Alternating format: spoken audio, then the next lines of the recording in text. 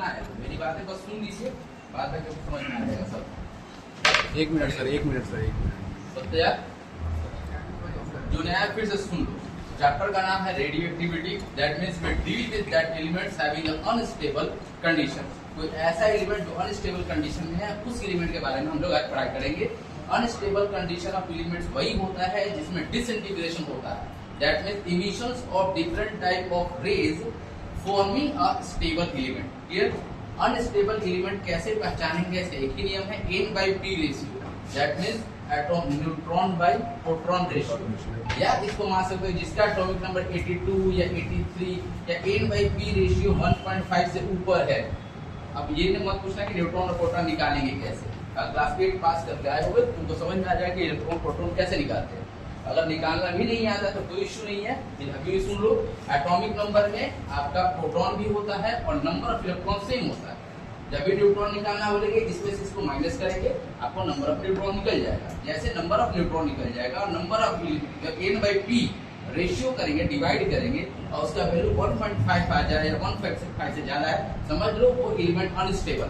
वो element unstable का मतलब होता है उसमें कंटिन्यूअस डिसइंटीग्रेशन हो रही है। कंटिन्यूअस डिसइंटीग्रेशन का मतलब क्या होता है? इंटीग्रेशन का मतलब होता है ऐड होना, डिसइंटीग्रेशन का मतलब होता है टूटना, निकलना। तो उसमें से 3 टाइप्स ऑफ रेज निकल रही है। याद रखिएगा, ध्यान सुनिएगा। पहले अल्फा निकलती है, फिर बीटा निकलती है, लास्ट में गामा निकलती है। Gamma is the danger. The penetration power of a gamma is much more higher than as compared to alpha and beta rays.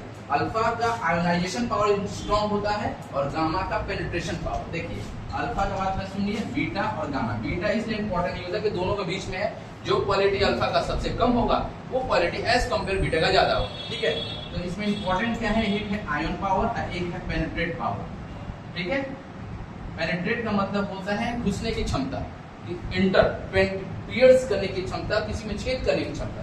और आयनाइजेशन का मतलब होता है प्लस माइनस तोड़ने की। किस आयन से बना? आयन दो तरह के होते हैं, कैटायंस और एनायंस। तो elements which is forming to anion and cation split, the splittings of the ions between the two, that's called ionisation power. ठीक है, तो अल्फा का आयनाइजेशन पावर बहुत ज्यादा होता है। क्या बोलेंगे?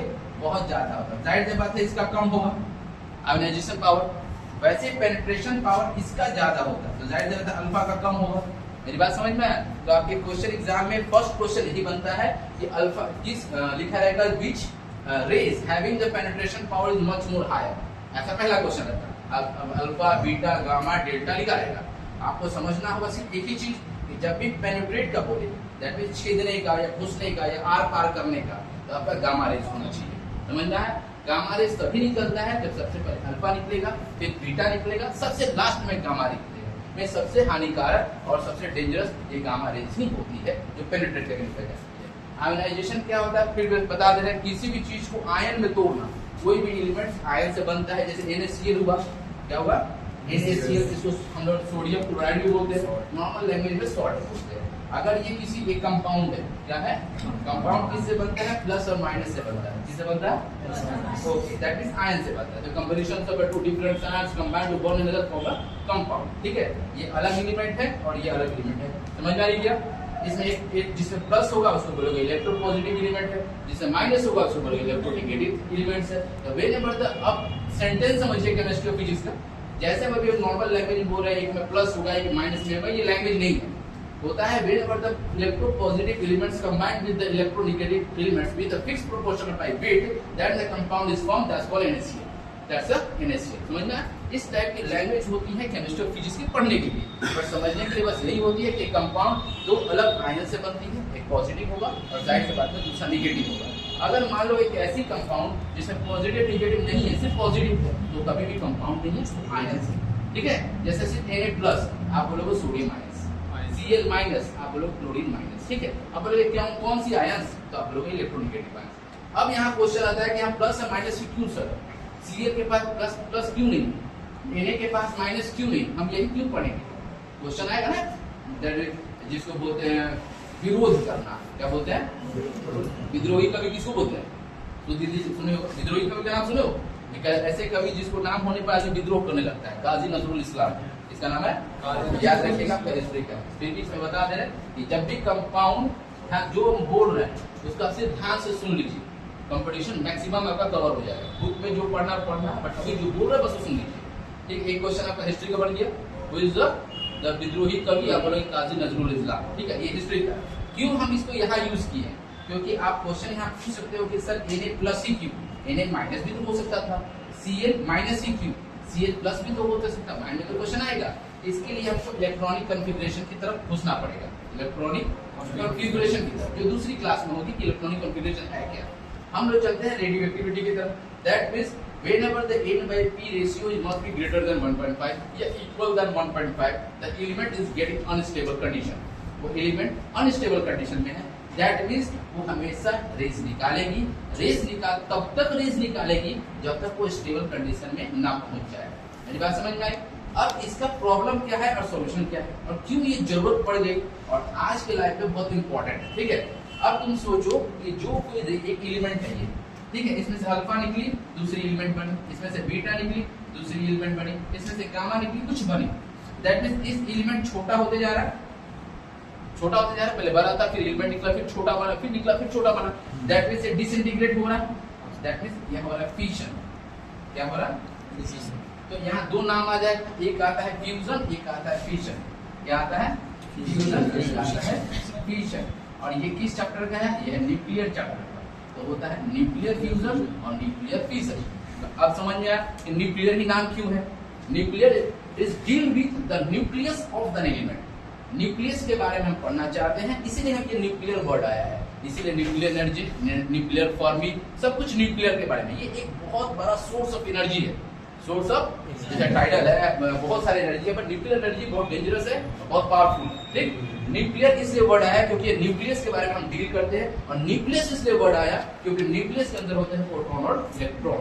प्रोटॉन और नहीं, प्रोटॉन न्यूट्रॉन क्या होते हैं, सब हमें हाँ मिलाते रहो। नहीं, प्रोटॉन और न्यूट्रॉन होते हैं, इलेक्ट्रॉन चारों तरफ रिवॉल्व करते हैं, इलेक्ट्रॉन चारों तरफ। ठीक है, इलेक्ट्रॉन का कौन सा चार्ज होता है? Negative charge. माइनस मत बोले, नेगेटिव। साइंस के स्टूडेंट है तो नेगेटिव चार्ज, कॉमर्स है फिर भी यूज कीजिए फिजिक्स लैंग्वेज।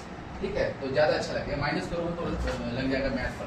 ठीक है, तो एक सेंटर होता है, एक एलिमेंट है, एलिमेंट के अंदर एक जरूर सेंटर होगी। सेंटर तो हम बोल नहीं सकते क्योंकि बायोलॉजी टर्म है, तो हम न्यूक्लियस बॉडी यूज करेंगे। न्यूक्लियस में क्या होती है? प्रोटॉन होती है और न्यूट्रॉन होती है। ठीक है, न्यूट्रॉन का मतलब न्यूट्रल, तो इसका कोई वैल्यू नहीं है। प्रोटॉन का मतलब पी का मतलब positive, that means positive value रखता है। तो एक तो नेगेटिव होगा जिससे न्यूट्रल होगा, तो जब एक नेगेटिव होगा, नेगेटिव क्या करता है? चारों तरफ रिवॉल्व करता है, which is the electron, which is. तो क्वेश्चन समझ में आई? एक एटॉमिक नंबर किससे बना होता है? एक प्रोटॉन से, न्यूट्रॉन से। इलेक्ट्रॉन चारों तरफ इसको रिवॉल्व करता है। Positive charge proton, N for neutral charge neutron, और E फॉर, अब ये मतलब सर E फॉर तो नेगेटिव होता नहीं है, पॉजिटिव हो गया, न्यूट्रल हो गया तो बचा नेगेटिव, तो E नेगेटिव होता है। E negative. क्या समझ में आ रही है मेरी बातें? क्या समझा पा रहे हैं? So whenever the small nucleus meet to one another to form a big nucleus, क्या बोले? फिर सुन लो और मेरे साथ बोलो।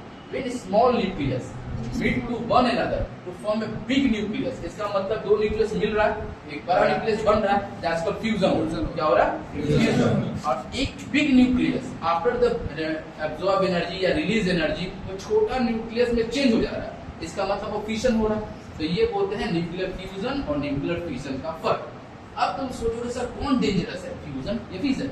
दोनों में, या दोनों में तो एनर्जी निकलता ही होगा। यहाँ देखिए, न्यूक्लियर फ्यूजन जो होती है वो जुड़ने का काम करती है। कहने का मतलब दो छोटा बम मिला के बड़ा बम बन जाना है, फिर बड़ा मिला और उससे बड़ा बम बन जाना है। जाहिर सी बात है फ्यूजन डेंजरस होगा। सन के पास फ्यूजन, स्टार के पास फ्यूजन, कहने का मतलब वो ऐसी लाइट जो हमेशा चमकते रहे, उसमें से हीट निकलती रही, लाइट एनर्जी कन्वर्टेड होते रहे, वो है फ्यूजन। ठीक है, फिजन का मतलब होता है एक बड़ा सा ब्लास्ट होना, फिर उससे छोटा बम बनना, उससे भी ब्लास्ट होना, दैट मींस इसमें भी हीट एनर्जी निकलेगा। ठीक है, तो याद रखिएगा द फ्यूजन अगर प्रोसेस है और फिशन प्रोसेस है, fusion is 1000 time dangerous than fusion. क्या बोले? Fusion is 1000 time. अब यहाँ से स्टार्ट होती है एटम बम की और हाइड्रोजन बम की। क्लियर? एटम बम क्या होती है, हाइड्रोजन बम क्या होती है।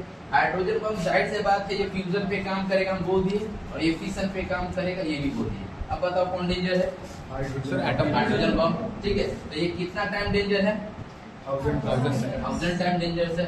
अब समझ में आया कि जो साउथ कोरिया वाला क्यों डरा के रखता है कि मेरे पास हाइड्रोजन बम है, क्योंकि एटम बम तुम दिखा सकते हो, मेरे पास हाइड्रोजन है तुमसे 1000 टाइम स्ट्रॉन्ग बम, ठीक है, क्योंकि ये न्यूक्लियर फ्यूजन पे काम करता है।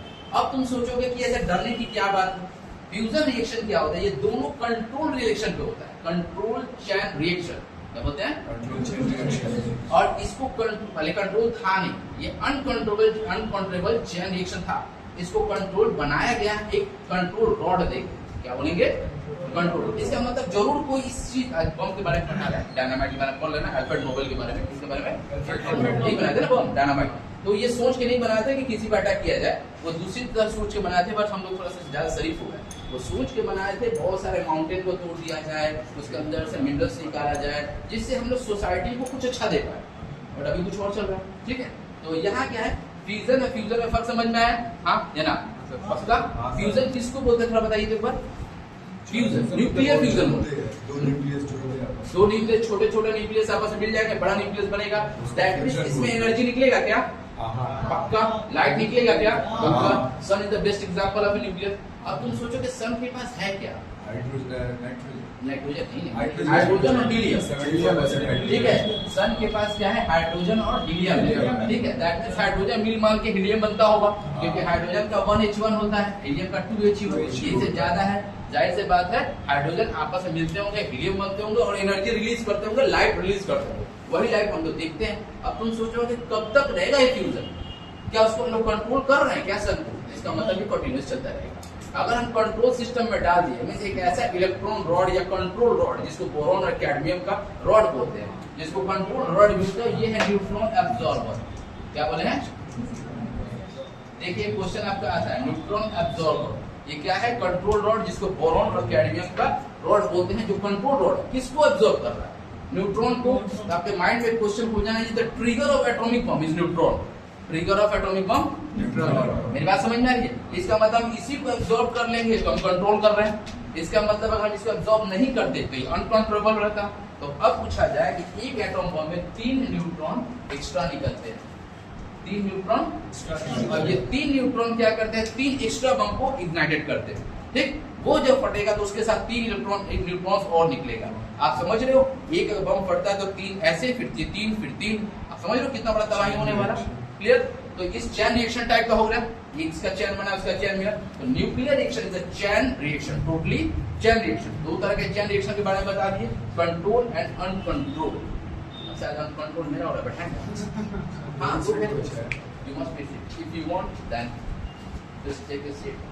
थोड़ी सी दूरी लंबी है, देखो कैसे कम करोगे, जा पाओगे या शिफ्टिंग हो जाओ, चलते रहो, शिफ्ट कर लो भाई, हम तो समझ का होनी चाहिए, शिफ्ट करो। अरे सर पर्टिकुलरली फिर से निकलते हैं, यहाँ से समझ में आई क्या, कोशिश कीजिएगा कि आप आगे वाले रफ्तार को पकड़, और नहीं पकड़ना तो फिर बाद में पूछ लेना, बट पकड़ लिया। न्यूक्लियर फ्यूजन में कोई प्रॉब्लम आप लोग को, ठीक है। अब यहाँ से स्टार्ट होती है, अब सब ये क्लियर हुआ मेरी बात है। रेडियो एक्टिविटी होगा तो जरूर इसका कोई यूनिट होगा जिसे हम मेजर करेंगे। इसमें 3 तरह के यूनिट आपकी कंपटीशन में पूछी गई है, एक है क्यूरी, मैडम क्यूरी, एक है बैक्सबर्ग, इनके जो हस्बैंड जी हैं, एम क्यूरी, टी क्यूरी, ठीक है, और एक आ जाते हैं रेडियोएक्टिव रदरफोर्ड, क्या आते हैं, 3 नाम हमेशा आता है, एक आता है क्यूरी, एक आता है बैक्सबर्ग, ये 3 नाम आते हैं, बैक्सबर्ग, क्यूरी एंड रदरफोर्ड। तो यूनिट ऑफ जब भी रेडियोएक्टिव पूछा जाता है तो एग्जामिनेशन में सभी बच्चे कंफ्यूज हो जाते हैं कि बैक्सबर्ग मान है या रदरफोर्ड मान है या क्यूरी मान, ठीक है। तो आज क्या मान क्यूरी, चलिए तीनों का डेफिनेशन लिखो, तब तुमको समझ में आएगा कि बैक्सबर्ग और क्यूरी, तब तुमको खुद समझ में आ जाएगा कि कौन सा यूनिट लिखे, ठीक है। तो फर्स्ट वाला क्या बोले, क्यूरी, एक है बैक्सबर्ग, BACQUEREF। देखिए यूनिट्स ऑफ रेडियोएक्टिविटी, जल्दी से लिखिए और अपना स्पीड बढ़ाइएगा, नहीं यूनिट्स ऑफ रेडियोएक्टिविटी। फर्स्ट नीचे क्यूरी, CURIE, उसको CIE मार सकते हो, कंपाउंड इंटरेस्ट मत लिखना, CI लिखना, दैट मींस क्यूरी, ठीक है। ये मत लिखना, CURIE हम पर तेज बोलते हैं, यूनिट्स ऑफ रेडियोएक्टिविटी के यूनिट्स ऑफ रेडियोएक्टिविटी, उसके बाद ऊपर लिखिए हेडिंग यूनिट्स ऑफ रेडियोएक्टिविटी, नीचे लिखिए क्यूरी, फिर इसके नीचे लिखिए बैक्सबर्ग, उसके नीचे लिखिए रदरफोर्ड। अब इन तीनों के बारे में जानो, डेफिनेशन याद करने का बिल्कुल जरूरत नहीं है, सिर्फ समझना है कि कंपटीशन में डेफिनेशन नहीं पूछेगा, ठीक है, सिर्फ समझ लीजिए, लिखना नहीं है। जैसे क्यूरी में यहाँ लिखा हुआ the activity of a radioactive sample is said to be 1 curie when the 3.7 into, याद रखिए 3.7 into 10 to the power 10 decay per second. अब एक क्वेश्चन लिखिए 1 क्यूरी इक्वल्स टू, आपको 1 क्यूरी इक्वल्स टू 3.7 इनटू 10 का पावर 10 डीके, 10 का power 10 decay per second. सुनने की एबिलिटी बढ़ाइए, श्रोता बनिए, श्रोता बोलते हैं ना, स्लो सुनते हो, स्लो बोले, अच्छा स्पीड की स्लो, स्लो का मतलब होता है कम, धीरे धीरे, और स्पीड का मतलब थोड़ी सी रेंज कम करते हैं, फ्रीक्वेंसी कम करते हैं, ठीक है। देखिए 1 curie equals to 3.7 into 10 to the power 10, ठीक है, डीके पर सेकंड लिख लीजिएगा, अभी से स्लो नहीं हो सकते, क्लियर हुआ। इसका मतलब क्या हुआ कि 3.7 इंटू 7 डीके पर सेकेंड, एक सेकेंड में कोई एलिमेंट कितना डीके होता है। अब डीके क्या है, डीके का मतलब होता है डिसइंटीग्रेशन, डिसइंटीग्रेशन एक एलिमेंट से कितना रेज निकल रहा है और वो कितना कम होते जा रहा है। मेरी बात समझ में आया क्या? इसी पर आगे हाफ लाइफ पीरियड आएगा, धीरे धीरे बता लिखिए क्या, वैसे लिखिए 1 becquerel equals to SI unit of radioactivity is becquerel, SI unit of radioactivity is becquerel, याद रहेगा क्या? बैकबरल रेडियो एक्टिविटी का एक यूनिट होता है, एसआई यूनिट होता है जिसको सिस्टम इंटरनेशनल बोलते हैं, और यही आपके एग्जामिनेशन में नॉक करता है ऑलवेज, ठीक है। शॉर्टकट क्या है? बीआई, कभी कभी बीक्यू लिखा रहता है क्योंकि बीआई में हमेशा कंफ्यूज बिस्मिथ हो जाता है, इसलिए बीक्यू लिखिए, क्या लिखिए? बीक्यू। कभी कभी एग्जाम में जैसे दूसरा एनसीईआरटी पैटर्न के दूसरा बुक पढ़ो तो बीआई लिख देता है, but BI is a bismuth not becquerel. जैसे सीआई है वो कंपाउंड इंटरेस्ट होता है, बट यहाँ मैथ से कोई रिलेशन है नहीं, इसलिए सीआई चलता है, ठीक है। लेकिन इसमें अगर बीआई लिख दे तो केमिस्ट्री फिजिक्स में कंफ्यूजन हो सकता है, इसलिए बीक्यू लिखा गया, clear. 1 becquerel equals to 3.7, unit सबका सेम है, value 3.7 into 10 to the power 10 becquerel. 1 becquerel equals to 1 decay per second, 1 becquerel equals to 1 decay per second, लिखिए क्या? 1 डीके पर सेकंड, हाँ 1 बैक, रदरफोर्ड लिखिए, इसका डेफिनेशन सुनिए, आपको समझ में आ जाएगा कि ये यूनिट नहीं है, ये एक्टिविटी है।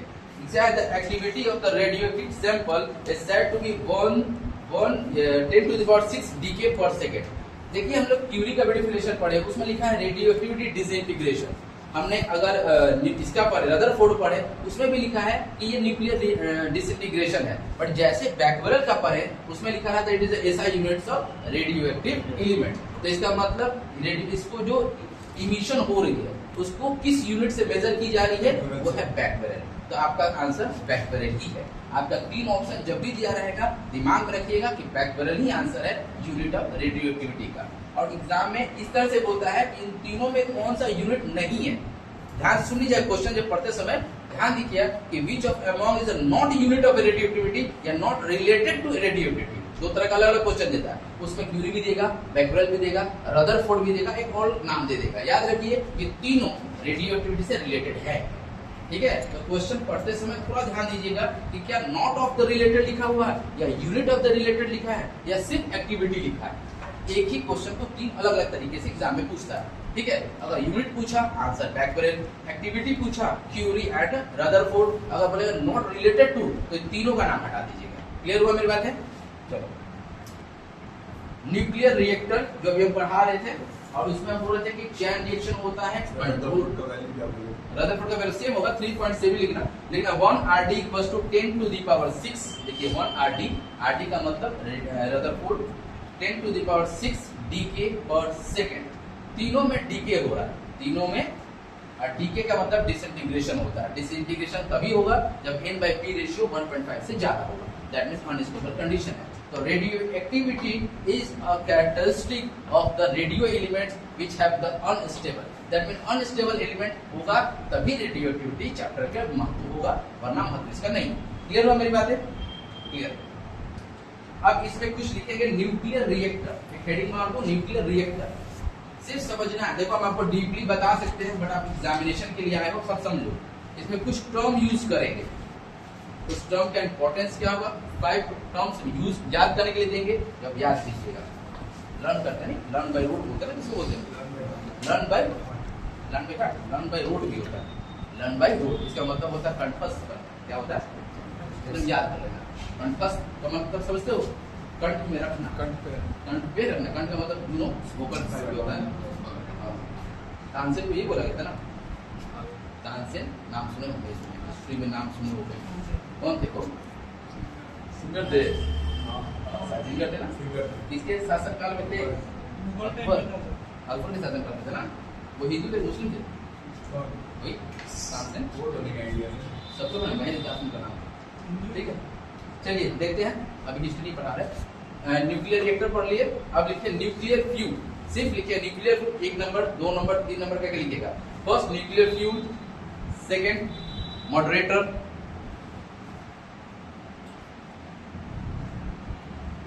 न्यूक्लियर फ्यूल लिखिए।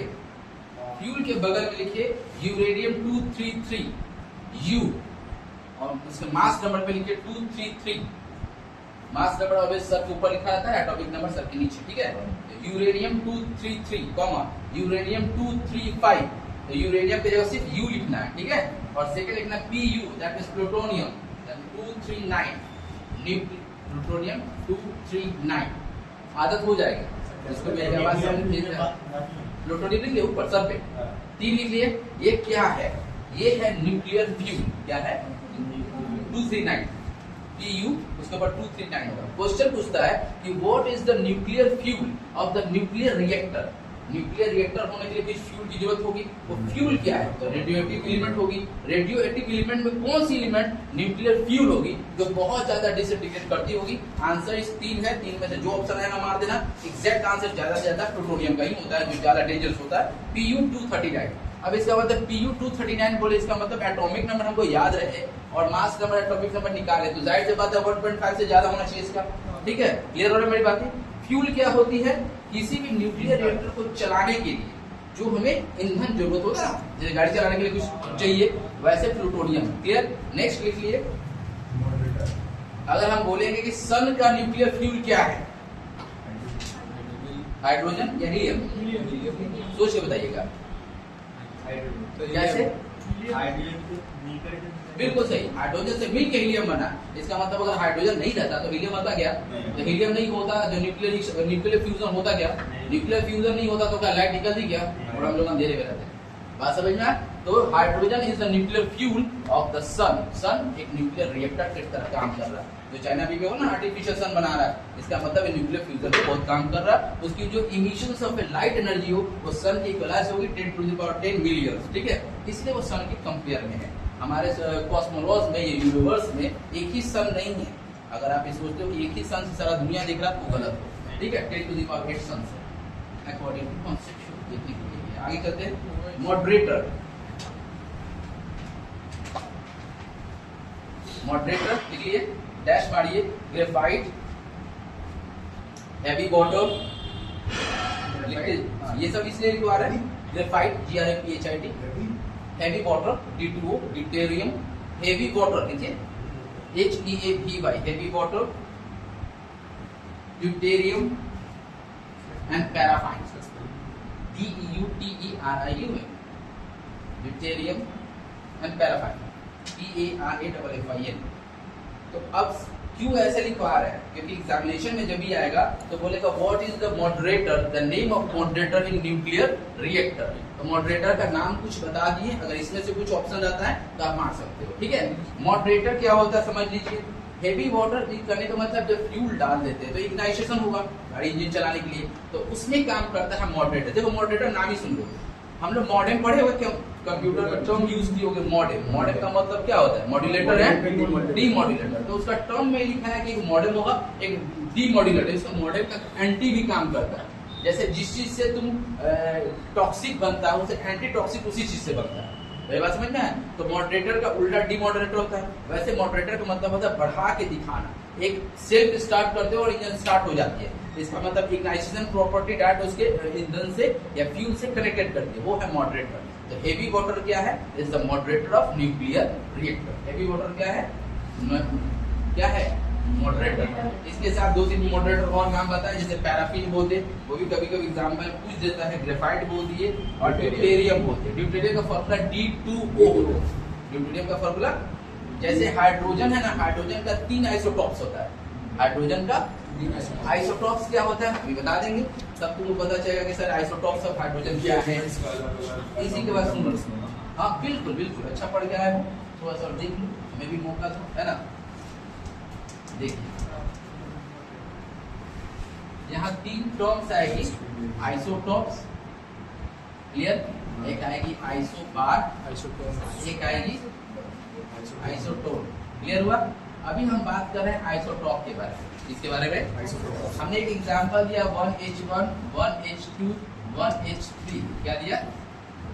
अब ध्यान से समझिएगा, 1H1, 1H2, 1H3 में तुमको डिफरेंस क्या दिख रहा है? पहले ध्यान से देख लो 2 सेकंड के लिए, उसके बाद बताओ क्या डिफरेंस, तुमको डिफरेंस क्या दिखा? क्या आपको एलिमेंट सेम दिखी? क्या आपको मास नंबर सेम दिखा? क्या एटॉमिक नंबर सेम दिखा? बस आइसोटॉप्स यही समझ लेना, is same having the same element, atomic number is always same, mass number is different. The element क्या बोलेंगे? The element having the atomic number is same and mass number is different, that's the element is solve to be isotopes. ठीक है, एक ही element के बहुत सारे प्रजाति, एक ही एलिमेंट्स के, बात समझ में आए? तो 1H1, 1H2, 1H3 इसको बोलते हैं ड्यूटेरियम। क्या बोलते हैं? क्योंकि 2, तो इसको भी कुछ बोलते होंगे, इसको भी कुछ बोलते होंगे, है ना। Protium, deuterium, tertiary, but tritium भी होता है। तो 3 का मतलब टर्सरी होता है, और ट्रिटियम भी यूज है, कहीं ट्रिटियम यूज है, कहीं टर्सरी यूज है। इसका मतलब डियो है, डियो का मतलब होता है 2, वो डियो नहीं, डियो का मतलब डुअल, डुअल का मतलब 2, और इसका मतलब होता है प्राइमरी होता है, प्राइमरी का मतलब 1, इसलिए प्रोटियम। क्या बोले? प्रोटियम, ड्यूटेरियम, ट्रिटियम या टर्शियम। ठीक है, तो आइसोटॉप्स किसको बोलते हैं? जिसका एटॉमिक नंबर सेम हो और सेम एलिमेंट हो और मास नंबर चेंज हो, दैट मींस आइसोटॉप्स है। अगर इसी पे कुछ ऐसा कहानी लिख दें, एक और लिख लो एलिमेंट कुछ भी, जिसका एटॉमिक नंबर नहीं, मास नंबर सेम हो और एटॉमिक नंबर चेंज हो, तो उसको क्या बोलेंगे? आइसोबार। मेरी बात समझ में आया क्या? कुछ तो समझ रहे हो। अब मॉडरेटर की तरफ ही भागते हैं। मॉडरेटर में आपको लिखवा दिया क्या? Heavy water, deuterium, paraffin is called moderator. Third लिखिए कूलेंट, COOLANT, कूलेंट। देखिए जब भी न्यूक्लियर रिएक्शन होगा तो उसमें एक्सोथर्मिक या एंडोथर्मिक रिएक्शन होने वाली है। एक्सो का मतलब होता है एग्जिट, एंडो का मतलब होता है अंदर घुसना, means the reaction where the heat is involve, heat is involve, heat बाहर निकलता हो, तो एक्सोथर्मिक रिएक्शन। और एक ऐसा रिएक्शन जिसमें हीट चाहिए उसको बोलते हैं एंडोथर्मिक रिएक्शन। समझ में आ गया?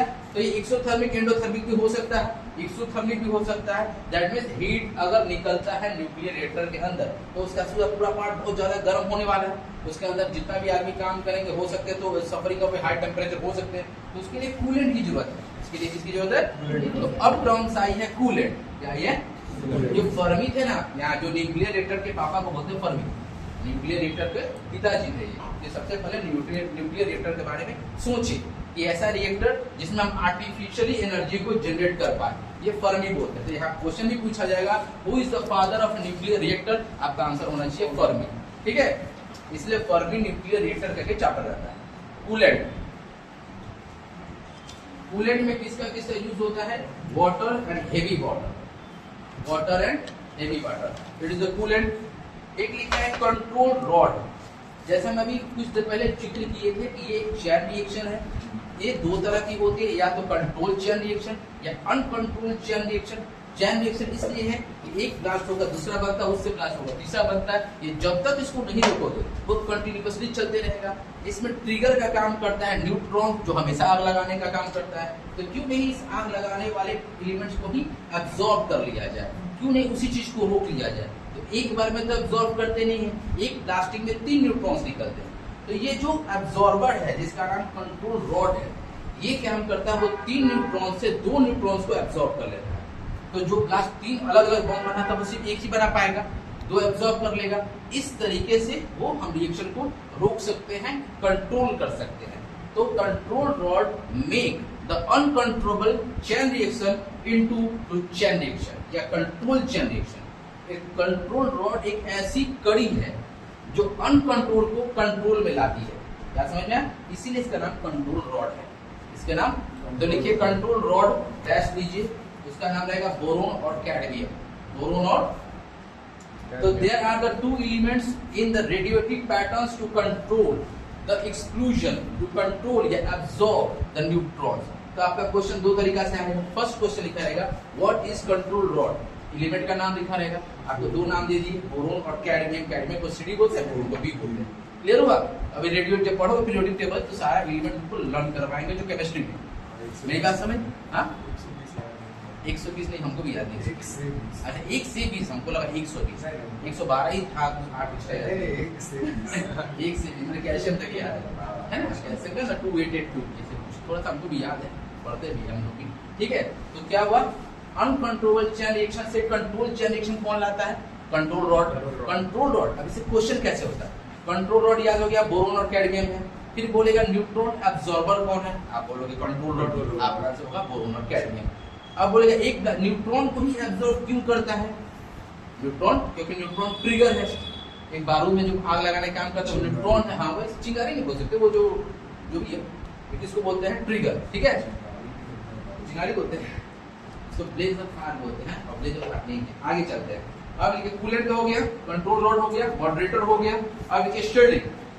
शील्डिंग का मतलब होता है जो न्यूक्लियर रिएक्टर बनता है वो कितनी मोटी होनी चाहिए? परत, एक शील्डिंग बोलते हैं, SHIELDING, जिसको शील्ड बोलते हैं। नॉर्मल लैंग्वेज हम लोग शील्ड यूज करते हैं, लेकिन जैसे केमिस्ट्री उसको शील्डिंग बोले जाते हैं। दैट मींस चारों तरफ का पेरीमीटर सर्कल जिसको अंदर तुम रहते हो। ऐसे तो खुला में न्यूक्लियर रिएक्शन कर नहीं सकते, न्यूक्लियर रिएक्टर बना नहीं सकते, क्योंकि अनकंट्रोलेबल है। अगर मैंने एक हुआ तो बाहर चले, कहाँ कहाँ तुम बोरोन और रॉड को लेके जाओगे? तो एक आयरन होता है 3 कट्ठा 2 कट्ठा 4 कट्ठा, जितना भी, हम तो छोटा बोलते हैं, बहुत बड़ा।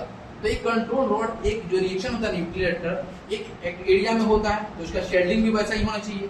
2 से लेके 2.5, देखो 2 से लेके 2.5 मीटर थिक, ये इसकी थिकनेस होती है शेल्डिंग। 2 से लेके 2.5 मीटर, ये है शेल्डिंग। ये किस लिए है? ये कंक्रीट से बनी होती है, कंक्रीट वॉल से। अब तुम सोचोगे सर कंक्रीट वॉल्स ही क्यों बनाए, क्यों नहीं एल्युमिनियम से बना लिए, है ना? तो कंक्रीट वर्ड एब्जॉर्ब करता है रेस को, कंक्रीट वॉल्स एब्जॉर्ब करता है रेस को। तो जितना भी अगर हीट निकलेगा उसका few parts is absorbed in concrete wall which is made up of the 2 and 2.5 meters as a width। width कितना है? 2 से लेके 2.5 ऐसी width जितना बना लो आप। यहाँ 5 टर्म यूज किया गया है, पांचों टर्म्स आपके दिमाग में होना चाहिए। ये न्यूक्लियर रिएक्टर का 5 पिलर्स है, 5। क्लियर है? अब लिखो यूजेस क्या हो सकती है, सोचो। नहीं, पहले कुछ नाम लिख लो जो एग्जाम में आती है। फर्स्ट लिख लो nuclear power plant in India. Nuclear power plant in India, कौन से न्यूक्लियर पावर प्लांट इंडिया में काम करते हैं?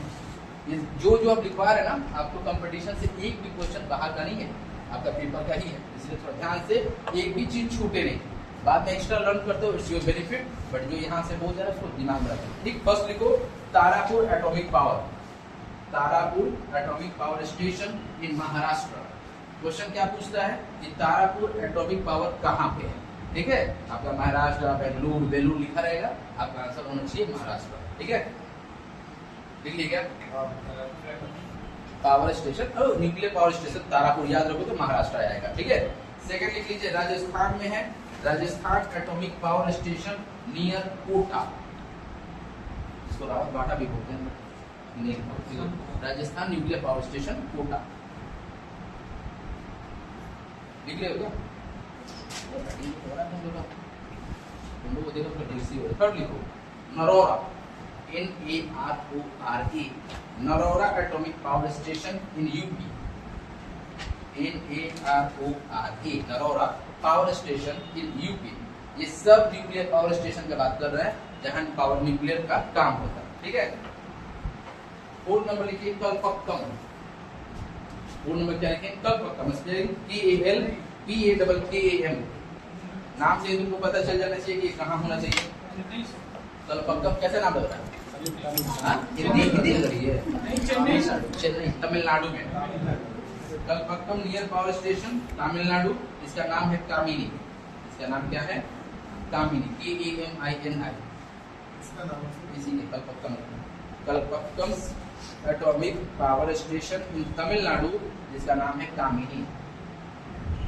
तो ये कल्पक अगर बोल देता है कल्पक्कम तभी तमिलनाडु में मारोगे, कामिनी बोलेगा तभी तुम तमिलनाडु में मारोगे। नेक्स्ट लिख लीजिए, मुंबई में एक है होमी जहांगीर भाभा। नाम सुना क्या? होमी जहांगीर भाभा। ये बहुत ही भयंकर न्यूक्लियर पावर पे काम करने वाले साइंटिस्ट है। लिखिए, Mumbai atomic energy institute. Mumbai atomic energy institute, जिसका नाम है होमी जहांगीर भाभा। ठीक है, इसी का नाम होगा भाभा इंस्टीट्यूट और भाभा एटॉमिक में कुछ भी नाम लिख सकता है, बट याद रखिएगा कि मुंबई में ही है। हाँ, एटॉमिक पावर स्टेशन, इसका नाम है भाभा। ठीक है, अब एक कोलकाता में भी है। अगर तुम देखे होगे, तुम लोग देखे भी होगे, अनजाने से तुम लोग घूमे नहीं होगे, बट कोलकाता में भी है। हाँ? आसनसोल में है। और ये जहाँ पार्क स्ट्रीट से क्रॉस करोगे ना, वहीं पे। चलिए हम बता देंगे तो सुन लोगे। कोलकाता न्यूक्लियर फिजिकल इंस्टीट्यूट, इसको बोलते हैं Saha institute. Kolkata nuclear physical institute, इसका नाम है Saha nuclear institute. Saha nuclear institute. Actually सोचोगे कि ये साहा कौन है? उनका नाम मेघनाथ साहा है। ठीक है, नाम सुने हो? क्या है? गुजराती क्या? सब गुजराती। अच्छा, तुम कास्ट पे चले गए। ठीक है, देखिए अब जो न्यूक्लियर पावर प्लांट जो है और भी स्टैब्लिश होने वाला है, जिसका नाम है मंडला डिस्ट्रिक्ट ऑफ मध्य प्रदेश। जो हुआ नहीं है, ये स्टैब्लिश होने वाला है। ठीक है, एग्जाम चल रहा है। मध्य प्रदेश में भी एक आ गया है जिसका नाम है मंडला। क्या पता फ्यूचर में तुम्हारे एग्जाम में पूछी थी कि मंडला इंस्टीट्यूट कहाँ है। ठीक है, तो ये M for Mandla, M for Madhya Pradesh. Clear? अब कुछ टर्म यूज करते हैं और टर्म्स अपने दिमाग बैठाइए, लिख सकते हो तो लिख लीजिए, और नहीं तो यही भी याद कर लीजिए। क्वेश्चन क्या है? जून 23, 2023 जून। यहाँ कुछ ऐसा टर्म्स है जो हमेशा बुक्स में आपके नहीं मिलेंगी, बट इसको ध्यान से सुनिए। जून 23 में इंडिया के पास 22 न्यूक्लियर रिएक्टर ऑपरेशनल में था। 2023 तक हमारे पास 23 न्यूक्लियर रिएक्टर काम कर रही थी। समझ में आया? तो आप याद कैसे करोगे? देखो, जून 2023 डैश लिख दो 22 न्यूक्लियर रिएक्टर, बस इतना लिख दो। 22 2023, देखो 2023 डैश लिख दो, 22 लिख दो, न्यूक्लियर रिएक्टर लिख दो, ऑपरेशनल में 22 न्यूक्लियर रिएक्टर था इंडिया में। क्लियर हुआ? इसमें से कुछ का ही नाम बताया, याद रखिएगा। 22 जितना भी था 22, उसमें 18 22 बोले ना न्यूक्लियर रिएक्टर, उसमें स्लैश करके काट के लिखो। जैसे हमारे पास 2023 में कितना था? 22 न्यूक्लियर रिएक्टर क्या था? ऑपरेशनल। उसमें एक 18, चार भाग में बांट। एक 18 था, एक 4 था। 18 किससे चलता है? ये लिखा था purified heavy water reactor type. लिखो 18 के नीचे लिखो, ये कैसे काम करता था? Pressurised heavy water reactor. Pressurised heavy water reactor. और लास्ट 4 जो बचा वो था सिंपल हाइड्रो रिएक्टर। हमारे पास कितने न्यूक्लियर रिएक्टर थे 2023 तक? 22। अगर उसमें पूछा जाए 22 ऑपरेशनल हैं, उसमें 18 कितना है? जो हेवी वाटर प्रेशराइज से चलते हैं। हेवी वाटर दैट मींस अब तुम सोच लो कि इसमें फ्यूल का काम क्या करता होगा? कौन मॉडरेटर का काम करता होगा? आपको ड्यूटेरियम हेवी वाटर पता चल गया। बाकी के 4 न्यूट्रल नॉर्मल यूज होते हैं। तो 22 में से कोई पूछ देगा कि 22 से क्या 22 जियो ड्यूटेरियम से चलता है? आप बोलोगे नहीं, सिर्फ 18 चलता है। 4 जो चलता है वो नॉर्मलाइज से चलता है। क्लियर हुआ? 24 है ना, वो नॉर्मल है। लिखिए simple hydro reactor. Simple hydro reactor. Hydro का मतलब होता है वाटर, सिंपल वाटर से चलता है। अब एक क्वेश्चन वर्ड आता है, कभी एक बार एग्जाम में पूछा था, न्यूक्लियर हॉलोकॉस्ट। ये अलग सा नाम है, नाम का कोई टर्म्स यूज करता है ना, तुम परेशान हो जाओ। हॉलोकॉस्ट ये टर्म्स था। एक्चुअली ये बहुत ही सिंपल टर्म्स है, लेकिन पहली बार नाम सुन के एग्जामिनेशन में बहुत बच्चे लिख नहीं पाते हैं। न्यूक्लियर हॉलोकॉस्ट है क्या? देखिए हॉलो का मतलब ये होता है, देखिए सुन के लग रहा है ना, एक न्यूक्लियर है, न्यूक्लियर का मतलब रिएक्टिविटी की बात कर रहा हो, एक्सोथर्मिक रिएक्शन का बात कर रहा हो, बस यही चीज जो हम पढ़ा रहे हैं उसको हॉलोकॉस्ट बोलते हैं। हॉलोकॉस्ट का मेन है क्या? Nuclear holocaust is the name given to large scale destruction and devastation that would be caused by use of nuclear weapons. जब न्यूक्लियर वेपन्स हम यूज करते हैं और बहुत ही भयंकर डिवास्टेशन होता है, तबाही होता है, डिसइंटीग्रेशन था, ब्लास्ट डिस्ट्रक्शन होता है, तो इसको बोलते हैं हॉलोकॉस्ट। इसको क्या बोलते हैं? हॉलोकॉस्ट। इसका शुद्ध हिंदी तबाही बोलते हैं, समझ में? तबाही मत याद रखना, बट हॉलोकॉस्ट इससे याद रखना जब न्यूक्लियर वेपन्स के थ्रू, तबाही तो बहुत तरीका से होता है न्यूक्लियर के साथ, लेकिन न्यूक्लियर वेपन से जो तबाही हो रहा है, जैसे जापान में हुआ था ना, हिरोशिमा नागासाकी कब फेंका गया था, याद है क्या? उस एटम बम का नाम क्या था, तुमको मालूम है? बिग बॉय नहीं था, हाँ, छोटा बच्चा मोटा बच्चा, क्या था? Little boy fat man. तो छोटा बच्चा बड़ा होगा मोटा हो गया, क्या होगा? Little boy fat man. दो ही एटम बम था अमेरिका के पास जो नागासाकी और हिरोशिमा पर फेंक दिया था। क्या नाम था? लिटिल फैट मैन, ये दो नाम था, ठीक है। उसमें कौन सा फ्यूल यूज किया गया था? क्वेश्चन पूछा ना, वो भी एटम बम था, उसमें फ्यूल तो हम लोग कुछ ही याद दिलवाए, जैसे यूरेनियम 233, यूरेनियम 235, प्लूटोनियम 239, कौन सा था? तो लिटिल बॉय में यूरेनियम का यूज हुआ था, अब प्लूटोनियम का यूज होकर उससे भी ज्यादा डेंजरस बन रहा है। क्लियर हो? अब तुम पूछोगे कि सर लिटिल बॉय पहले आया था कि फैट मैन पहले आया, या लिटिल बॉय नाम लिटिल ऐसे ही है, हाँ, क्यों? लिटिल बॉय और फैट मैन का डिश कितना दिन में, कितना डे में मारा था? वो एक 7 अगस्त को, 9 अगस्त को, ऐसे ऐसे 3 दिन के गैप में तो बहुत डेट के होगा, 1 7 1 4 कुछ तो 7 अगस्त और 6:45 में जब सूरज जब सुबह उठता है तभी जाकर उनको लगा कि सुबह हो गई। जब ब्लास्ट हुई तो जापान के लोग को लगा कि सुबह हो गई, लेकिन सुबह नहीं हुई थी।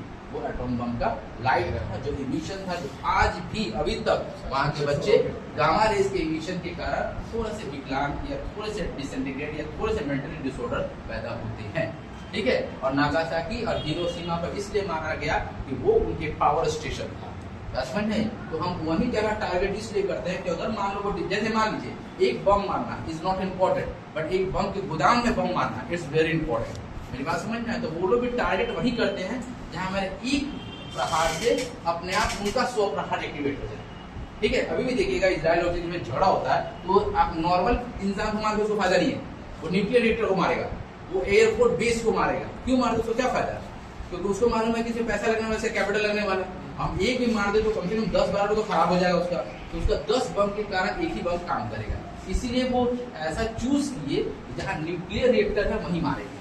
इससे क्या होगा? मेरा तो ही गया, लेकिन उसका न्यूक्लियर रिएक्टर एक्टिवेट हो जाएगा, तो उसका जो हार्मफुल रेज निकलता है जैसे अल्फा बीटा गामा, तो गामा लास्ट में निकला और अभी तक वहां का साइड इफेक्ट गामा रेज के कारण होता है, ठीक है। बहुत बड़ी भयंकर बीमारी है एस्टिग्मेटिज्म, इस तरह की बीमारी होती है। क्या समझ में आई? दम मारने का मत सोचो, बस समझो, ठीक है। न्यूक्लियर हॉलोकॉस्ट का मतलब समझ में आया? आफ्टर द डिस्ट्रक्शन, डिवास्टेशन या बिग कुछ भी कैलामिटी होता है with the nuclear weapons, nuclear weapons के कारण जो तबाही होती है उसको न्यूक्लियर हॉलोकॉस्ट बोलते हैं, ठीक है।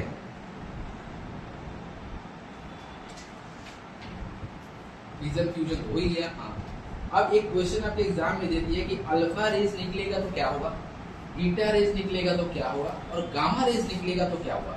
अभी तक हम लोग 3 ही रेज के बारे में बस इतना जानते हैं कि अल्फा का आयोनाइजेशन पावर सही है, मतलब बहुत ज्यादा है as compare to beta and gamma, and penetration power of the gamma is much more higher than as compare to alpha and beta. Beta always बीच में है, तो इसका वैल्यू हमेशा मॉडरेट रहती है दोनों का, ठीक है। इसका कम है तो इससे ज्यादा, इससे कम, ठीक है। लेकिन एक क्वालिटी है कि अगर किसी एलिमेंट से जो डिसइंटीग्रेट हो रही है, जिसका n/p रेशियो 1.5 से ज्यादा है, जो रेडियो एलिमेंट है, तो उसमें से अगर पहला तो अल्फा निकलेगा, फिर बीटा निकलेगा, फिर गामा निकलेगा। अल्फा निकलेगा और जो नया एलिमेंट बनेगा उसका एटॉमिक नंबर क्या होगा? डिसइंटीग्रेट होगा ना, उससे तो छोटा ही बनेगा, तो उसका एटॉमिक नंबर जाहिर सी बात है कुछ चेंज होगा, मास नंबर कुछ तो चेंज होगा, बट क्या चेंज होगा, ठीक है। तो लिखिए इमिशंस ऑफ अल्फा रेज।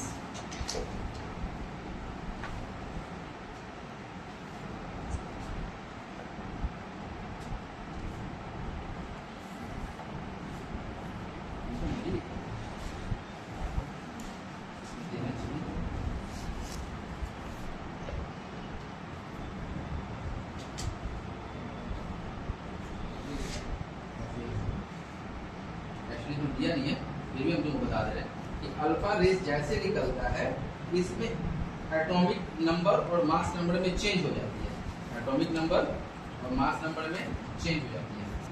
क्यों? क्योंकि अल्फा रेस निकलता है तो एक हीलियम एटम से निकलता है, हीलियम का एटॉमिक नंबर 2 और 4 है, नीचे 2 रहता है ऊपर 4 रहता है, इसका मतलब -He होता है। इसमें इस बुक में नहीं है, फिर भी आप ध्यान दीजिए। जब भी अल्फा रेस जैसे कोई एलिमेंट है इसमें से एक अल्फा रेस निकल गया, इसका मतलब एक हीलियम एटम निकल गया, हीलियम का एटम ऐसे होता है, ठीक है। अगर हम बोलेंगे नहीं एक अल्फा नहीं 2 अल्फा निकला तो आप 2 × 2He4 कर सकते हो, मेरे बात समझ में है। वैसे 3 अल्फा अगर निकल जाता है तो आप 3 × He4 ऐसे कर सकते हैं। क्लियर हुआ? तो अल्फा रेज अगर निकलता है तो आपके एटॉमिक नंबर और मास नंबर में जो डिफरेंसेस है वो 1 हीलियम की होती है। चलिए एक छोटा सा एग्जांपल देख लेते हैं, अगर है तो सही है।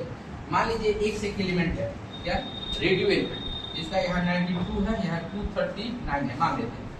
एक से एलिमेंट है जो रेडियो एक्टिव एलिमेंट है, जिसका एटॉमिक नंबर 92 है, मास नंबर 239 है, और हम बोल रहे हैं कि ये डिसइंटीग्रेट हो रहा है और ये एक अल्फा रेज निकाल लिया, एक अल्फा रेज निकाल लिया, तो जाहिर से बात है ये अब x नहीं होगा, कुछ और हो जाएगा, y ही हो जाएगा। लेकिन इसका ये क्या होगा, इसमें 2 माइनस हो जाएगा अकॉर्डिंग टू दिस, ये है ना, और इसमें क्या हो जाएगा 235 हो जाएगा, इस टाइप का होगा। ये जो न्यू एलिमेंट है डिसइंटीग्रेट होके, अगर बोलेंगे फिर से ये अल्फा इमिट किया तो फिर चेंज हो जाएगा। तो अल्फा रेज निकालने के बाद तुम्हारा एटॉम जो एलिमेंट है इसका एटॉमिक नंबर और मास नंबर पर असर पड़ता है, ठीक है। वैसे बीटा रेज भी निकलेगा तो उस पर भी असर पड़ेगा, और गामा रेज निकलता है तो कोई असर नहीं पड़ता, क्योंकि जो एलिमेंट रहता है तो फाइनल समझ लो अल्फा और बीटा निकलने के बाद जो एलिमेंट बच जाती है उस पर गामा का कोई इफेक्ट नहीं पड़ता, क्योंकि पेनिट्रेट करता है, आयन पे कोई असर नहीं पड़ता।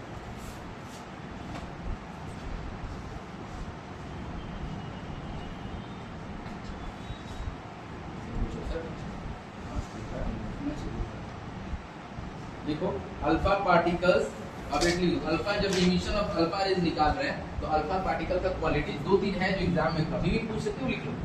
The characteristic of alpha particles या अल्फा रेज, या कैरेक्टरिस्टिक लिख लो of the alpha raise.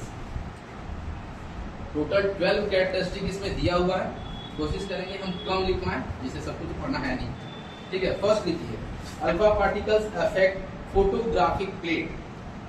Alpha उतना लिखना भी नहीं है, alpha comma rays affect photographic plate, ये सब याद रखिएगा।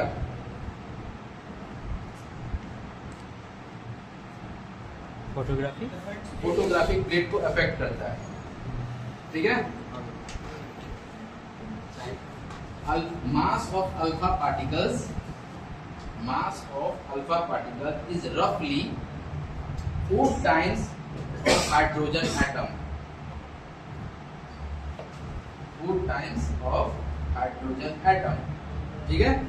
या that is it is equal to helium nucleus, that is it is equal to helium nucleus, जो अभी हमने आपको लिखाया He2+ लिखा ना, that means alpha particles is equal to helium atom या mass of 4 hydrogen atom, that is equal to the helium atom. The penetration power of the alpha particle is very small. Penetration power of the alpha particle is very small. अगर पूछोगे कि कितना small तो बोलेगे 1/1000 time, sorry 1/100 time.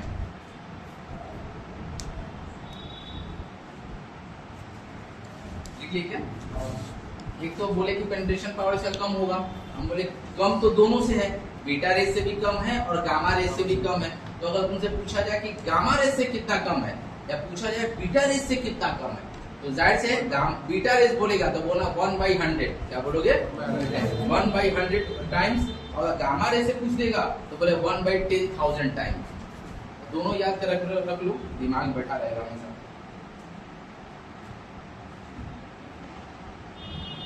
Alpha party क्या बोलोगे, gamma rays 1/10,000 time, इसका penetration power कम होगा। ये तो अभी तुम समझा रहे हैं, उसके बाद तुम लोग को जब नोट्स जब दिया जाएगा ना, जिसको तुम झट से रट जाओगे तो तुमको समझ में आने लगा कि हम लोग क्या पढ़ के आए, नहीं तो पता चल जाएगा। ऐसे डायरेक्ट तुमको दे दे कि हाँ ये याद करना अल्फा रेज को एल्युमिनियम फॉयल से रोका जाता है, तो तुमको समझ में नहीं आएगा अल्फा रेज क्या है, एल्युमिनियम फॉयल क्या है, क्यों एल्युमिनियम फॉयल से ही रोक देते हैं। तो जब आपके पास लर्न करने वाली मटेरियल जब जाएगी तो आप लोग को सब कुछ समझ में आने लगी कि रेडियोएक्टिव चैप्टर है क्या, तब जाके एग्जामिनेशन में तुम अच्छा कवर अप कर पाओगे। ठीक है, alpha particles can easily stop by aluminium foil, और वो भी उसका कंडीशन है, एल्युमिनियम फॉयल से इसको रोक सकते हैं। वो भी कितना मोटा, 0.02 mm, 0.02 mm। अगर ये थिकनेस रही आपके पास तो आप अल्फा रेज को रोक सकते हो आयनाइज करने से। ठीक है, ये पेनिट्रेट करने से 0.02 इतना पतला अगर आपके पास एल्युमिनियम फॉयल है तो आप अल्फा रेज को पेनिट्रेट करने से रोक सकते हो। तो सोच लो कितना कमजोर है पेनिट्रेट करने में। ठीक है,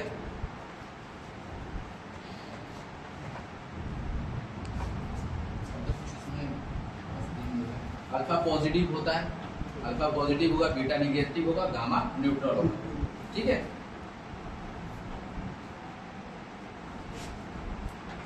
alpha particles cause burn on human body, alpha particles body को गर्म जला सकता है, और अल्फा पार्टिकल जब जलाएगा इसका मतलब अल्फा पार्टिकल हीट प्रोड्यूस करेगा। इसका एक और रिएक्शन है, क्यों हीट प्रोड्यूस करता है, क्योंकि इसका आयोनाइजेशन पावर है। आयोनाइजेशन पावर का मतलब होता है किसी मेटल को आयंस में तोड़ देना, पॉजिटिव नेगेटिव, और जहां टूटने की बारी आई दैट मींस स्प्लिटिंग की बारी आई, स्प्लिटिंग हुआ तो आपके पास आपका हीट या एक्सोथर्मिक रिएक्शन होगा, वो हीट जनरेट होगी जो बॉडी पे असर करती है, जिससे पता चलता है ये गर्म प्रोड्यूस करती है। ठीक है, तो हीट कहां से प्रोड्यूस हुआ समझ में आया, due to the fusion of different type of ions. Alpha हो गया क्या, बीटा लिखिए,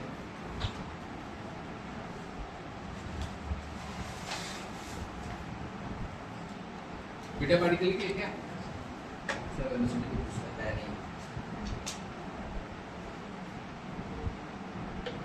बीटा कुछ इंपॉर्टेंट को दिखता नहीं है, क्योंकि जो अल्फा और गामा पर लिए वो बीटा उसके मीडिएटर में बीच में।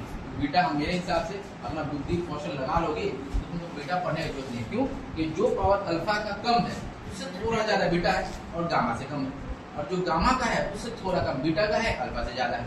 क्लियर, तो बीटा एक ऐसा रेंज है जिसको अगर अल्फा और गामा अच्छा से पढ़ लो तो बीटा पढ़ने की नहीं होते, क्योंकि मिडिल में है।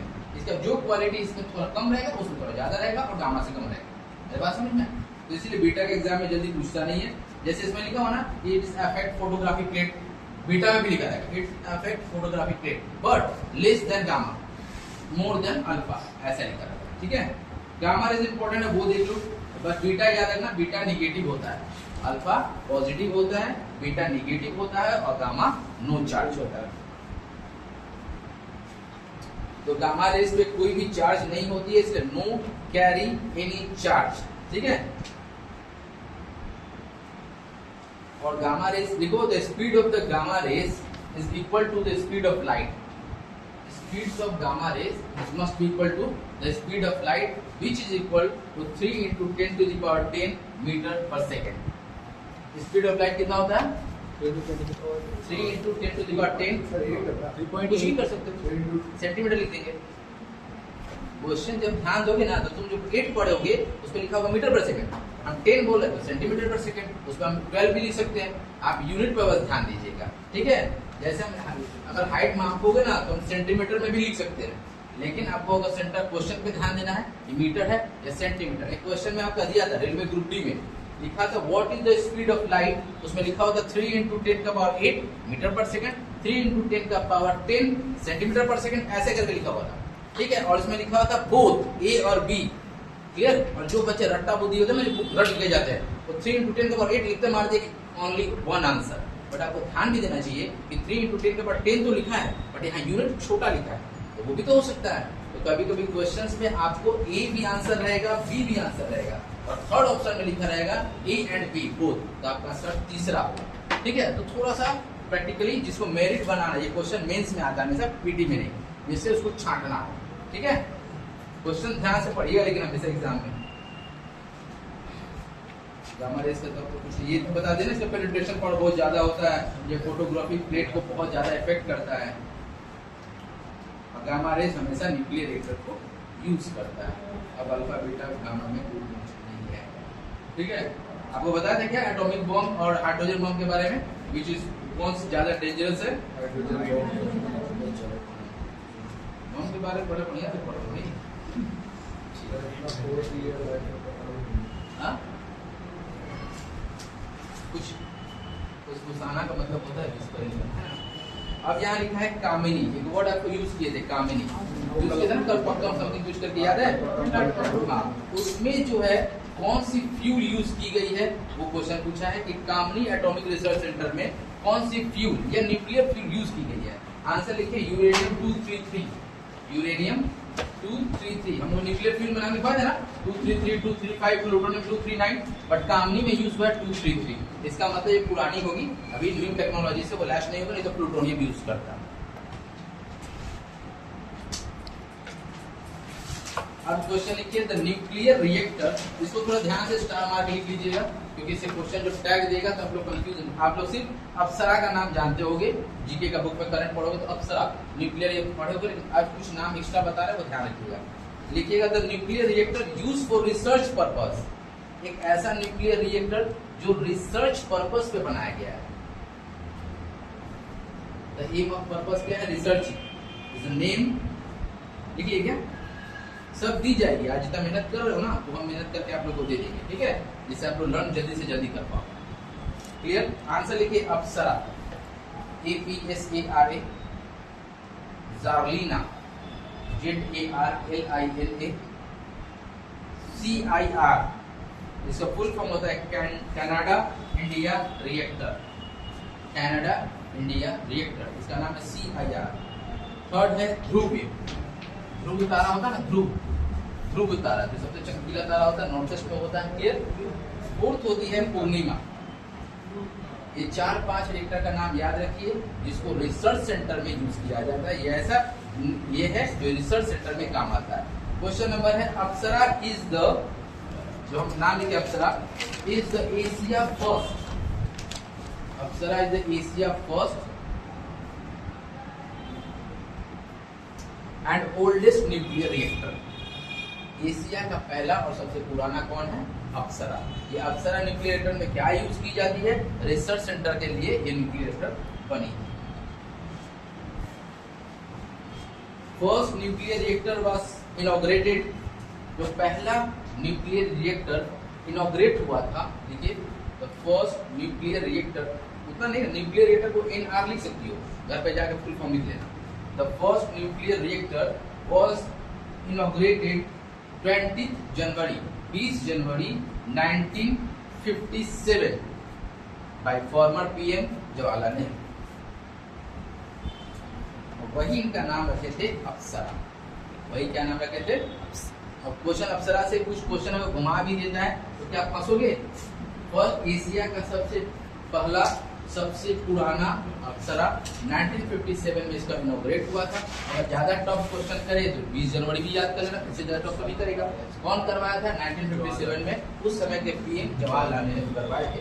तो अभी तक न्यूक्लियर रिएक्टर हमारे देश में जो यूज होता था वो सिर्फ रिसर्च के लिए यूज होता था, बट एक प्रधानमंत्री ऐसे आए जो यूज के लिए नहीं प्रोटेक्ट के लिए यूज किए, that's called Pokhran, that is, याद नाम सुनो पोखरण।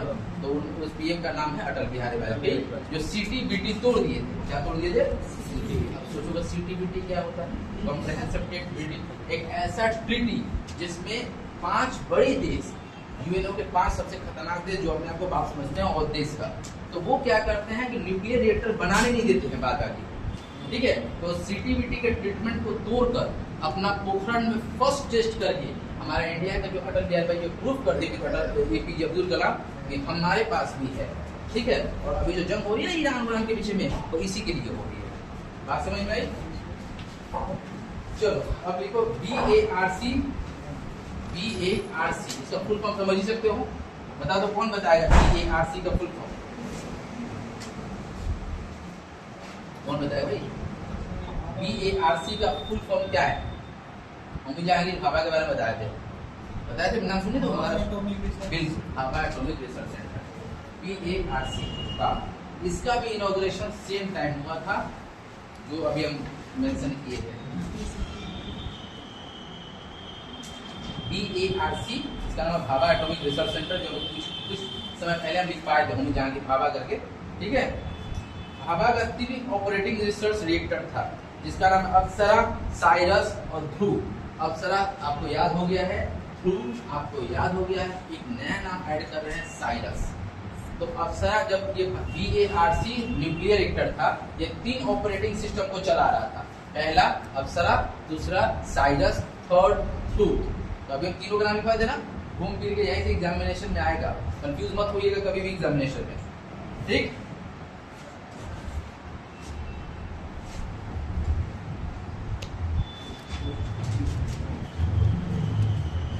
एक क्वेश्चन लिखा है ऑटो रेडियोग्राफी। ये टर्म्स यूज किया हुआ शायद आपके कंपटीशन बहुत ही कम देखने को मिले, फिर भी लिखो ऑटो रेडियोग्राफी। ये टर्म्स इसलिए है और इम्पोर्टेंट इसलिए है कि लिखो radio active elements can be traces. अब ये मत सोचना कि जब हम नोट देंगे तो हमको लिखने की जरूरत नहीं है, लिखोगे तो मैक्सिमम याद हो जाएगा, है ना। तो लिख के पढ़ने में पहले ऐसा नहीं था सिस्टम, लिखने की कला किसने डेवलप की? Radio active element can be traces out in the living cell through a technique is called autoradiography. कहने का मतलब अभी हम लोग सिर्फ रेडियोग्राफी पढ़ते थे जो एलिमेंट में होता था, अगर लिविंग सेल में रेडियो एक्टिव हो, लिविंग सेल में, और ये उसको डिटेक्ट करता हो, ट्रेस आउट करता है, खोजता हो, उसको बोलते हैं ऑटो रेडियोग्राफी। क्या बोलते हैं? फिर से सुन लीजिए, लिख पा रहे हैं, radio active element can be traces out, traces out in living cell through a technique called radiography. समझ में आ गया? तो रेडियोग्राफी समझ में आया, लिविंग सेल में रेडियो एक्टिव एलिमेंट को ट्रेस आउट करता है।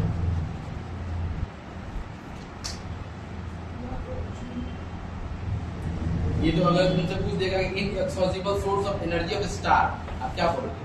हमने पहले शुरुआत में सन और स्टार का बात को फर्स्ट लाइन में लिख दिया, स्टार और सन, इसमें अगर एनर्जी है तो वो किसके कारण है? क्वेश्चन लिखा पड़ेगा, ठीक है। तो बोलोगे conversion of hydrogen to helium, यही ऑप्शन में हमारा आंसर, ठीक है। क्या समझ में आई?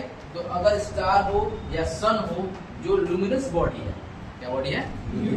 दो तरह की बॉडी है ना, luminous body, non luminous body. Luminous body का मतलब होता है जिसका लाइट खुद की लाइट हो। अब समझ में उसकी खुद की लाइट कैसे आई?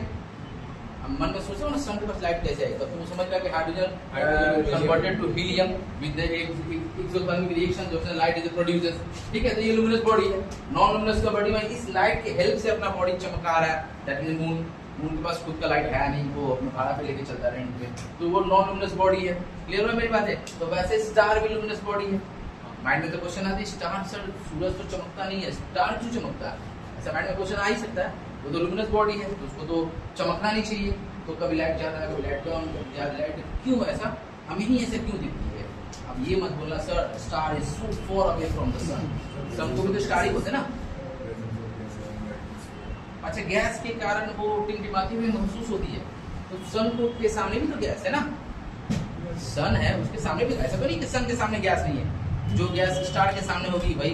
सर हमारा एटमॉस्फेयर वैसा है जिससे हम लोग, हमारा एटमॉस्फेयर, बोलिए थोड़ा जोर से बोलिए ना। हमारा एटमॉस्फेयर वैसा जिससे लगता है हम लोग, एक कोई आंसर छोड़िए, हमारा एटमॉस्फेयर वैसा है जैसे ऐसा लगता है। सर यहाँ ग्रेविटी है, बाहर नहीं है। ग्रेविटी, ग्रेविटी ग्रेविटी से चमकने का क्या मतलब? ग्रेविटी से light is not dependable on the gravity. Light gravity पे डिपेंड तो करती है, लाइट तो अपना लुमिनस बॉडी है, लाइट आ रही है 3 × 10⁸ मीटर पर सेकंड, दैट में हमें मिलेगी 8.6 मिनट में मिले या 122 सेकंड मिले, जैसे भी मिलेगी, उससे तो हमको चमकना वमकना का तो कोई सीन नहीं है, ठीक है। याद रखिएगा ये लाइट का बिहेवियर है। क्या किस चीज का बिहेवियर है? आपका तीनों आंसर जब जोड़ दोगे तो एक स्पेलिंग मिलता है लाइट बिहेवियर, जिसका हम आंसर कैसे बता रहे हैं। आप लाइट बिहेवियर बोले, इसका मतलब लाइट का बिहेव क्या होता है? दो तरह का होता है, dual behaviour of light. First होती है, ध्यान से सुनना थे, ठीक है, क्योंकि ये चैप्टर अब ऑलमोस्ट कंप्लीट हो गई है। आपको जब हम पेपर पर नोट्स बना के सर के थ्रू देंगे या हम दे देंगे, जिससे ये चैप्टर को पूरी समझ में आ जाएगी। अब बेसिक समझो, behaviour of light. Light is the propagation on straight light. Light हमेशा सीधी चलती है, ठीक है, इसको हम घुमा सकते हैं, इसको हम हमेशा घुमा सकते हैं। अब तुम सोचो छोटी सी लाइट, अगर ऐसी लाइट टॉर्च की लाइट जला दो और मुझे यहाँ दिखनी है, तो जाहिर सी बात है अगर 45 डिग्री का एक मिरर यहाँ लगा दें तो जाहिर से लाइट को हम वहाँ देख सकते हैं, सामने नहीं। दैट मीन्स लाइट के वे को हम चेंज कर सकते हैं। यहीं से कहानी स्टार्ट होती है स्टार की टिमटिमाने की, चमकने की। लाइट्स में एक बिहेवियर होती है रिफ्लेक्शन की, तो एक और बिहेवियर होती है रिफ्रैक्शन की। ठीक है, यहाँ केस क्या है कि we have the 5 layers of atmosphere. The density of the 5 atmosphere layer is always be differences. हर हाइट पे इसकी डेंसिटी अलग होती है, टेम्परेचर अलग होती है, और टेम्परेचर और इसमें क्या होती है, बहुत सारे पार्टिकल्स जो एटमॉस्फेयर में होते हैं वो लाइट के रास्ते को चेंज कर देते हैं, लाइट के रास्ते को। दैट मीन्स यहाँ 3 प्रोसेस स्टार्ट होते हैं। पहला तो स्कैटरेशन, दूसरा रिफ्रैक्शन। तो जब तुम बोलोगे ना कि the twinkling of a star, what is the due reason behind the twinkling of star, आप बोल सकते हो स्कैटरेशन, आप बोल सकते हो रिफ्रैक्शन।